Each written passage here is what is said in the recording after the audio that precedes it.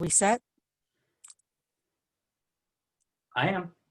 Okay, so hello everyone. This is Robin Yates to introduce Joseph Lonzi, and I will let him give you his proper job description, but he's speaking about the Burchfield Penney gift shop. It's a beautiful space. Glad to have whoever could join us tonight. If you've seen the space, you know exactly what I'm talking about. And Joseph tonight will speak some about his background and then introduce a little more about the Burchfield Penney store, gift shop, and his philosophy behind it and his hopes for the store now and in the future. All right, so thank you, Joseph.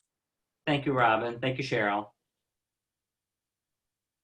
Hi. So far, I can't see any of your videos or any of your faces, but thank you for being here tonight. Robin asked me to speak to you, and my name is Joseph Lonzi. I am the Retail Operations Manager for the Burchfield Penney Art Center. That entails managing the museum store, as well as our visitor services and admissions. I am the sole buyer for the store. I do the hiring for the store and the front end. My main love, my main part of the job that I love the most is obviously managing the museum store. Robin asked me to mention a little bit about my background. So I've always been interested in art and decorative arts specifically. I studied art history and 19th and 20th century decorative arts in school. I was interested in the intersection of art and retail. I've worked for commercial galleries, other museums and auction houses, and the museum store seems to be sort of the perfect marriage of those 3 or 4 things. So I've been at the Burchfield now for about 5.5 years. I was asked to take over the store about 5 years ago. And I've been, as a store mission, starting with the mission of the Burchfield, which is to promote the legacy of Charles E. Burchfield and the legacy of artists in the Western New York area. That being said, the store is not 100% local. It is about 85% local artists, artisans, and 15% things that I think either fill the bill for the rest of the mission, or honestly, things that I just get excited by. So sometimes I'll have an artist, say from Tonawanda, positioned next to an artist from Argentina. I like the sort of juxtaposition of different artists from different areas. I'd like to do more with some international artists, but I do feel an obligation to, first and foremost, the artists in our area. The store over the years has had some changes. You know, we are in our space now almost 13 years, which is a nice, modern, sort of exciting space. We have always shown the work of local artists. But one of the things I really wanted to do was sort of create a space in the city for fine craft as well. Every museum store needs to have their, $5 and $10 souvenirs. When I took over, I felt we were a little heavy in the area of chicken wing representation, and it wasn't particularly something I cared to see more of. So I've been actively working with local artists and even some galleries to bring in some more original work. There are not a ton of places to see really fine craft in the city of Buffalo.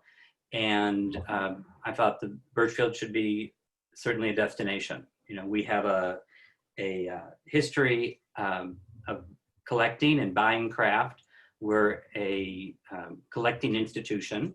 And one of the things, for those of you that have been there, you'll know this, is directly across from the store is an area devoted to a small selection of works in our Roycroft holdings. So it is really for people that are just running into the museum to take a class or do something in our education department or even in the cafe or our store. They are almost always confronted with vintage Roycroft. And people stop over and over again, even if we don't change those cases as much as we really should, they stop at them.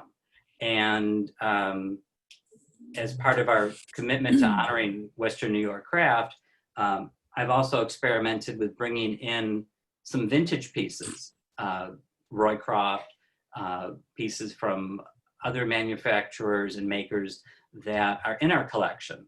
And sometimes it's created some confusion. If I have a pair of Roycroft candlesticks from 1920 in my cabinet, and then people see them in the hallway, they're a little confused. Sometimes the curatorial department doesn't like it because they hear that, why aren't those things for sale also? But as a collecting institution, I like to show people that, you know, unlike Picasso's and Van Gogh's and things you'll find across the street at the Albright, there are actually things that we collect and exhibit that that people can buy. I consider myself a collector first and a retailer second. So I like to get people excited by things and have them learn about things and realize that, you know, for not a lot of money, you can own things that are museum worthy. So that's been fun. Along those lines, I've also worked with Grace Maibaum in East Aurora and brought in works by original artists, you know, original works by artists that were featured in some of our current exhibitions, things that would tie in. Just before we closed for the pandemic, we had a wonderful show called In the Fullness of Time, which was a 140-year survey show of painting in Buffalo and its regions. And I was lucky enough to work with Grace and bring in some works by 2 or 3 of those artists, which was another way to sort of extend the visitor's experience of the show. But also you could sort of take something home that wasn't a poster, you know. That being said, we still do great business in the $15 poster range. I'm devoting a little less room in the store to that. We still sell them primarily online, but it's been really fun getting people excited about local artists as well as craftspeople. So I know that Cheryl said maybe we would stop at the end for some questions. I wouldn't mind taking a break in between if someone has any questions up to this point. I don't see any questions in Okay. the chat. If anyone has any questions, you can go ahead and unmute yourself now.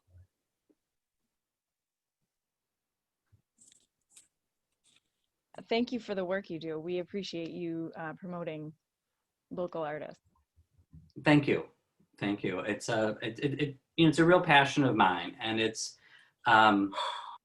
probably the thing I like the most.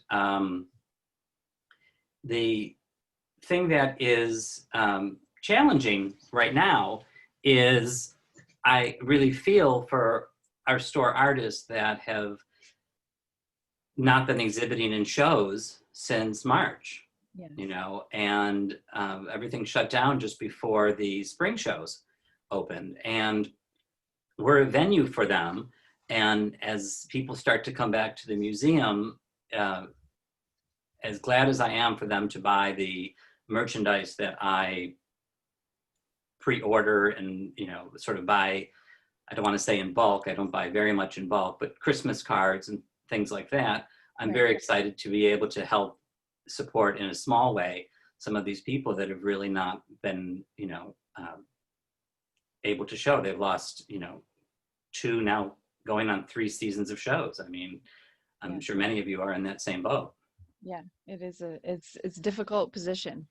And some of the people involved here, it looks like they have some questions, and I think they're wanting to know, how do you consider, like, what do you look at when you're considering work to be included in? I look at everything. I mean, I get a lot of emails and phone calls, and I say yes to everyone in terms of looking. I will look at everything. That's great. As ridiculous as some of the premises sound when people are describing it to me on the phone, I will look at it because one never knows. Yeah. Sometimes you have to see it, right? You have to see it. You have to see it. There are areas that, I'm more drawn to than others. I collect, personally, I collect pottery and silver. So those are areas I'm drawn to. Sometimes the store seems heavier in one area than another. And then there are other areas that I am always deficient in. And one of those is glass. It's a difficult medium to work on your own or in your home. So We do have a couple glass artists here. okay, well, we may have to talk. Yes, absolutely. But it really, if there's a connection, I sort of have to feel a personal connection. I also have to visualize my customer for it. Yes. And this is a small town. I mean, so many of us sort of seem to know everyone else. And I can sometimes see something and I know the customer, or I know the type of customer for it. I'm also willing to try things. One of the things I wanted to do when I took the store over was to really change the price point. There were not a lot of things at sort of the upper end of price ranges. And I'm not exactly certain why, but I felt that there was no reason not to try things. Yes. I see one of the questions is, do I buy outright? I would love to buy outright. Unfortunately, our accounting department does not allow me to do that. So there are certain things, out of town vendors, people that we buy puzzles from, we buy our journals that have our imprint on them. Those things obviously I buy outright. When I work with artists, I am committed to do a 50-50 consignment split. It's just the way the museum has been set up, and that's what we do. Yeah. We have a very sort of loose consignment agreement. If someone needs something back for a show, I'm always happy to loan it back to them, give it back to them. I want the artist to succeed. I don't want to tie anyone's hands because something's committed to a 3 to 6 month period. That's great. So sometimes work goes out for 3 days and it comes back in. Logistically, paper-wise, it's a bit of a nightmare, but we make it work. And if it sells, at the Elmwood Festival of Arts and it didn't sell in our store the day before, I'm just happy that they made that sale. Okay. That's great that you work with artists as well in that Absolutely. way. I mean, it's really my favorite part of the job. Just a little anecdote. Every year I go to student shows, and I was at a student show at Buff State maybe 3-4 years ago, and there was 2 or 3 pieces of silver, and not tagged like some of the other students' work was tagged. And it took me a while to find out who made these, and they were rings. And I almost thought maybe it was a faculty member or something. The execution of the pieces was so expert. Nothing against students, I had a hard time believing that these were made by a student. The concept was there and the execution was there, and it looked like someone that had been working in that field for 25 years. And That's impressive. I hunted this person down like an animal and started to work with him. And I gave him some personal commissions to sort of see how he worked and how he was with deadlines. And So it's important. he was phenomenal. And I encouraged him to join some shows. He had never entered a show. And the first show he ended up entering was the Burchfield Penney Art and Craft Media Exhibition, and was chosen for it. Wow. And people have really responded well to his work. I've since done trunk shows with him. He was accepted into last year's 2019 Art and Craft Media Exhibition at the Burchfield, again shown in that. And it's been really rewarding. I mean, I don't consider myself a mentor, but it's nice to sometimes be able to give someone that little push. You know, if the work is right, I want people to see it. So I really enjoyed that. That is great. I also have another question here that says, when you say fine craft, does that mean you do not carry fine art? What is the distinction that you see? I do both. When I say craft, I'm thinking of the mediums that, you know, we're all familiar with. I have been, as I said, like working with Grace Maibaum, bringing some fine art in. So I have done paintings and collage and some watercolors as well. Museums have to sometimes be a little careful, I think. You know, someone suggested that I carry Burchfield drawings, original Burchfield drawings, because, you know, there are many out there in the marketplace. That's where I sort of drew the line, because I thought it would be very confusing to customers if we're a collecting institution and we collect primarily the work of Charles Burchfield, why are we selling it on the first floor? So, you know, I met with the people from the curatorial department and our chief operating officer, and we agreed that that's sort of, you know, one line that we cross. We don't ever sell the work of Charles Burchfield, except in reproduction form. Okay. So that's interesting. That's not something I think I would have considered personally. So that's an interesting. Well, you know, I want people to get excited by him, and as I said, that, you know, these are things that are affordable, Yes. you know, but I think it just sort of muddies the waters and might require a lot of explaining at some point. Yeah, you want to avoid that when you can, right? Right. Okay, we do, Yvonne Stoklos said she can help with glass. She's very talented. Okay. So I think we'll have her contact you. Okay, great. Yeah, feel free to share my email with anyone on the Guild. Oh, great. Yes, we will send out that information for everyone afterwards. Again, he said he would look. I always look. I wanted to mention another project that I had worked on that I think you guys might find interesting. One of the things when I started at the center, I had another title at one point as well. I think it was Special Projects Coordinator. And I think it was just because they felt that almost anything could come under that category and I'd have to do it.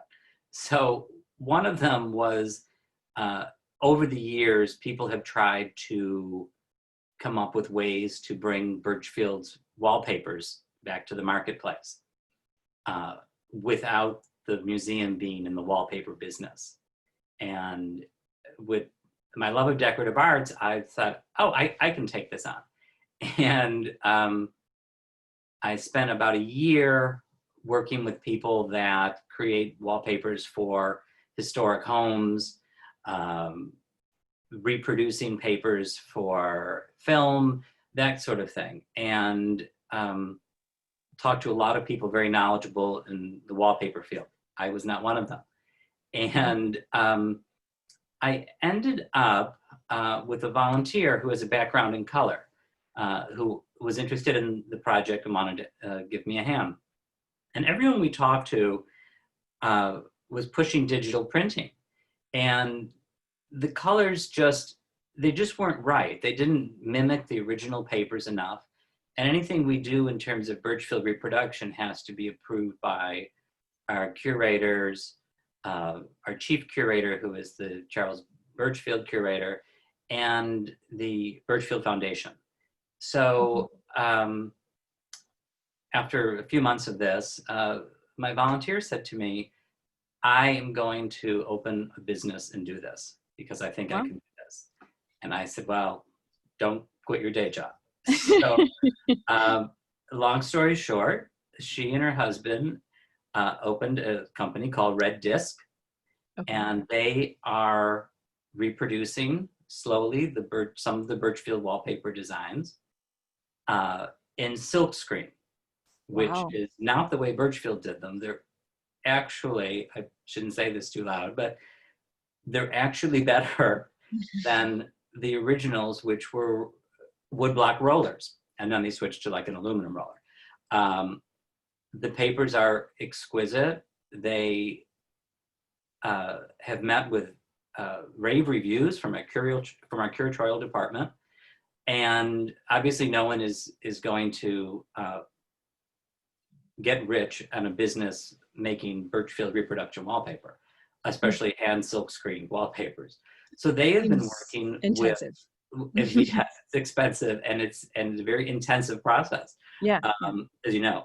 So they've been working with local artists and doing some of their designs too. So artists like Joseph Bayus, Karen Matchett, and they have, really in short order, have some great success with us. So it's been a great sort of relationship, and it's their company. We're not in the wallpaper business, which pleases my higher ups.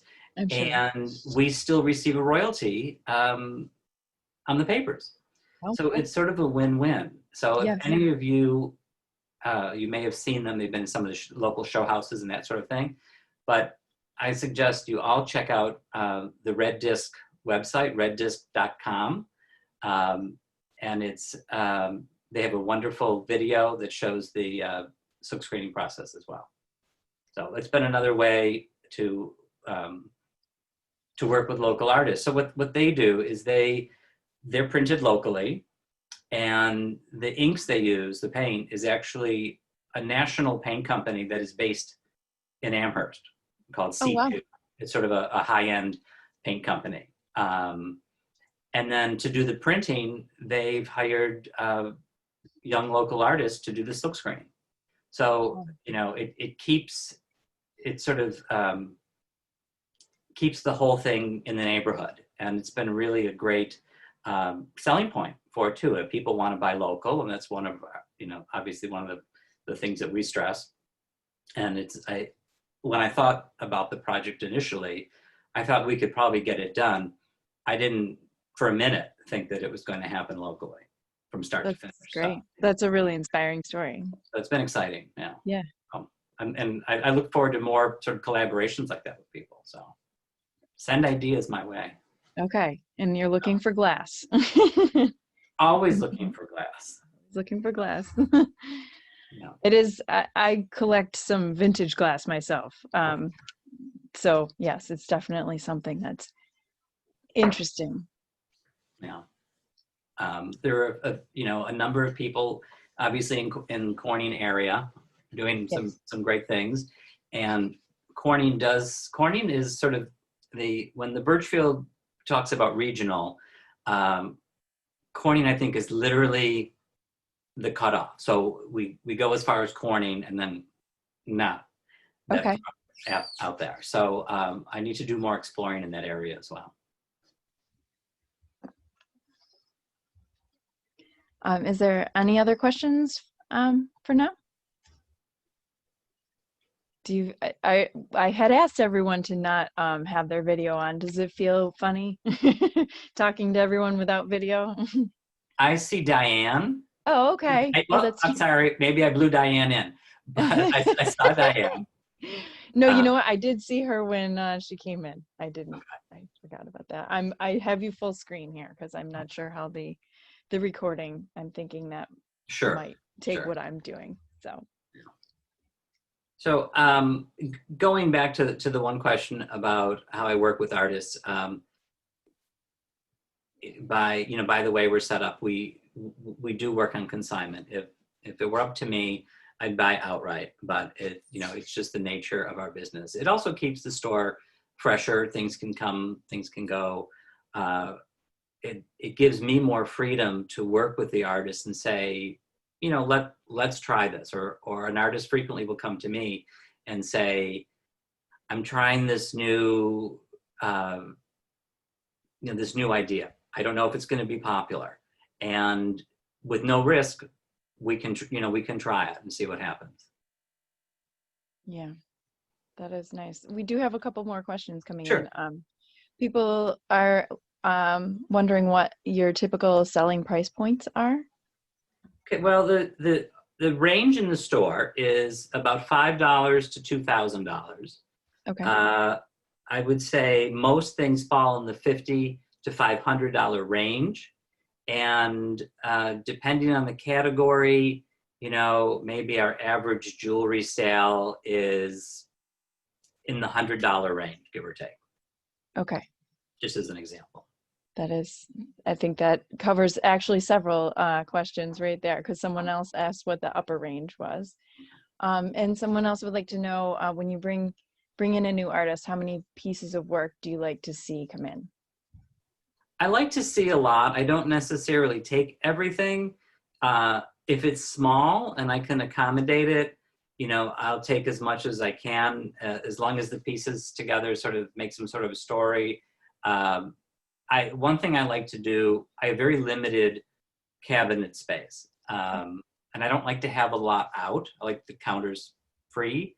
I will frequently have things below. So if I'm showing the work of an artist, a jeweler, and someone is drawn to that particular artist, it's a great way to continue the conversation and say, well, you like this person, we have some more things below. And it does two things. It extends the conversation you have with the customer. And it also, something that is hidden in a drawer has a special appeal. Yes. As opposed to everything out. So it is sort of nice. And it gives me the opportunity to mix things up a little bit, Absolutely. So. I guess we also have another question. Do you have wall space for framed items? I have limited wall space. Well, one of the things we did during our shutdown is I went in and reconfigured some of the metal pieces that were on the wall as part of the store display to allow me to hang more things. Again, I like to switch things out a lot. I may take something off a wall, put it in the office for a week, and then switch it back out. It seems less imperative to do that now when we're open 4 days as opposed to 6, and we have fewer visitors than we did before, but it's just sort of my habit, and people will come in and say, oh, wait, I missed out on something. I said, maybe not, I might have it. Okay. So I also will drag people to my office and show them what's there. So don't be afraid if that happens, huh? Don't be afraid if you get dragged to the office. Nothing bad's happening. Yeah. Okay, it's not a bad thing in this. Not a bad thing, yeah. So Yvonne actually, she creates stained glass. So she was looking to find out if you have spaces for that. I do. I have great window space too. So. Oh, that would be beautiful for her. And her work is amazing. I look forward to seeing it. Yes. And also, who prices your items? Is it the artist or you? Artist always prices. I would never be so presumptuous to tell someone what they should put on something. That being said, like with this younger artist that I mentioned, who didn't really have any experience, I helped him with, some observations and some suggested pricing, but I like the pricing to come from the artist, you know, and if the price is not something that I think is where it should be, I'll have that conversation.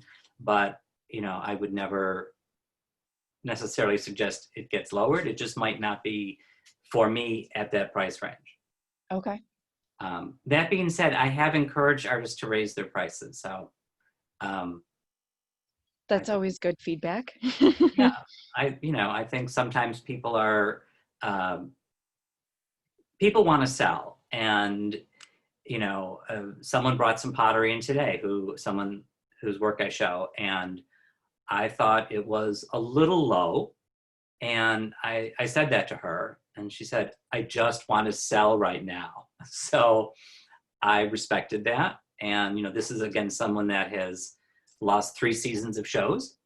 And I put those lower prices on it as she wanted. And hopefully I'll start selling them over the weekend, I'm hoping. So again, everyone has a different rationale for their pricing. Yeah. Now, what are your hours currently? Currently, we're open Thursday through Saturday, 11 to 4. Okay. But we open at 10 for members, seniors, and first responders. That being said, I'll let anyone into the store after 10 o'clock. And on Sundays, noon to 4. Okay. So So that was 11 to 4 on Thursday through Saturday and 12 to 4 on Sunday? yes. Okay. We've just added Thursday last week. We had been, since we reopened in August, and we were Friday through Sunday. Okay. We added Thursday sort of in advance of hopefully some holiday shopping, and our big banner advertising holiday shopping. So hopefully. Are you seeing an increase for holidays yet, or is I that still? actually saw it when we opened in August. Several people came in and started to shop. I think they were both starved to shop, and also they said, you know, we just don't know what's happening, and I want to get this done. And which was great, except I didn't, you know, in August, I didn't have a lot of I don't do a lot of things that are specifically holiday, but I certainly didn't have anything relating to the holidays out in August. Right. But, you know, so no, I am seeing people doing that. And I have seen our online sales have really picked up since. So Now, for your online sales, do you sell local artists through the online sales? I haven't yet. We're in the process. The museum is updating the entire website, and we're changing our shopping platform. We're actually going to Shopify. Okay. And so right now everything's being photographed for Shopify and should be up and running in the next couple of weeks.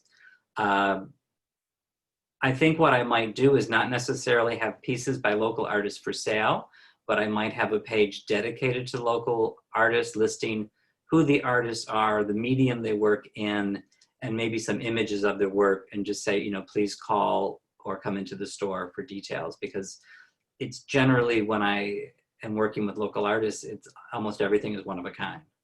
Yeah. And I'll be managing the Shopify part. I have 6 part-timers that work for me in the store and at admissions, and none of them will be back until spring.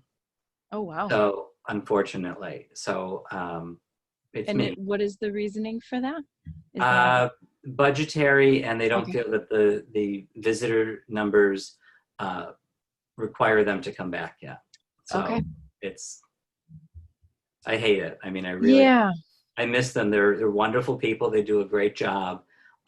It's just one of those decisions that is out of my hands. I was hoping Right. they'd be back by November, Thanksgiving or something. But, you know, with the news as it is, we'll see what happens. So Yeah. I'm waiting to see what's going to happen with schools. exactly. You know, and we're part of Buff State, and we take our cues in terms of all of the COVID rules and regulations from Buff State. So if they shut down, even though we sort of exist separately in a way, Right. we may have to as well. Okay. Well, let's hope that does not happen. Fingers crossed we can at least get to the beginning of the year safely. So Yes. Yes. We all want to stay healthy, definitely. yeah. So any other questions or?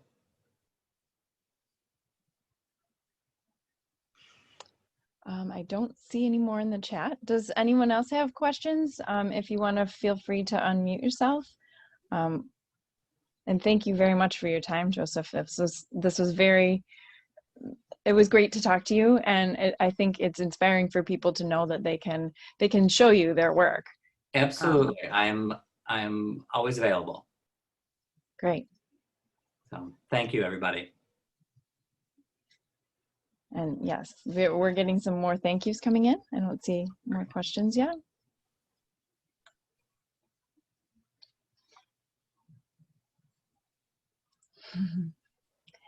And I will go ahead and send everyone an email with Joseph's contact information, your email address.